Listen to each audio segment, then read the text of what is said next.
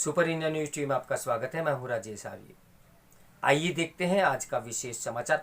विदेशी हाथ मानहानि के मामले में दोषी करार दिए गए राहुल गांधी की संसद सदस्यता खारिज होने पर जर्मनी के विदेश मंत्रालय की एक प्रवक्ता की टिप्पणी पर कांग्रेस के नेता दिग्विजय सिंह ने वहां के विदेश मंत्रालय को धन्यवाद देकर उन आरोपों पर मोहर लगाने का जो काम किया जिनसे राहुल दो चार हैं।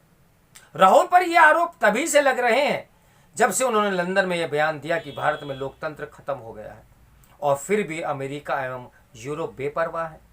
राहुल की सफाई है कि उनका ऐसा कोई इरादा नहीं था कि अमेरिका और यूरोप भारत में लोकतंत्र को लेकर हस्तक्षेप करे।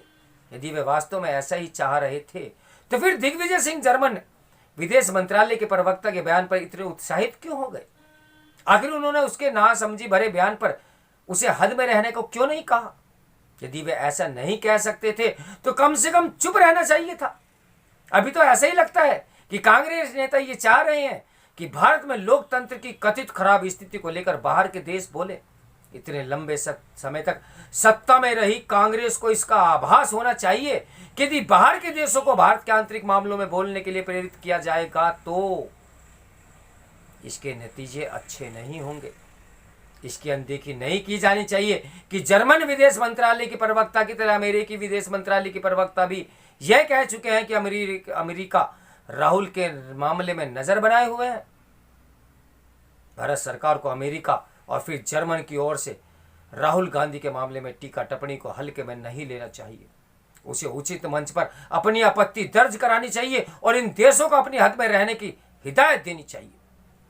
सरकार को यह भी देखना होगा कि राहुल के संदर्भ में अमेरिका और जर्मनी की अवांछित टिप्पणी के पीछे उनका इरादा उस पर दबाव बनाने का तो नहीं। इसकी आशंका इसलिए है क्योंकि यह किसी से छिपा नहीं कि अमेरिका और यूरोपीय देश को रूस यूक्रेन मामले में भारत का रवैया रास नहीं आ रहा है। वे ये चाहते हैं कि भारत रूस यूक्रेन युद्ध को लेकर वही दृष्टिकोण रखे जो उन्होंने अपना रखा है। अमेरिका और जर्मनी की टिप्पणियां इसलिए अस्वीकार्य हैं क्योंकि राहुल कोई पहले जनप्रतिनिधि नहीं जिन्हें किसी आपराधिक मामले में दोषी पाए जाने पर अपनी सदस्यता से हाथ धोना पड़ा हो। उनके पहले भी 2 दर्जन विधायकों और सांसदों की सदस्यता जा चुकी है। स्पष्ट यह है कि अमेरिका और जर्मनी को या तो ऐसे मामलों का ज्ञान नहीं या फिर जानबूझकर भारत के आंतरिक मामलों में हस्तक्षेप करना चाह रहे हैं।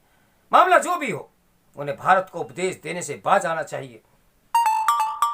तो मेरे साथ बने रहें सुपर इंडिया न्यूज टीवी की ब्रेकिंग न्यूज के लिए। नमस्कार, मैं हूं राजेश आर्य।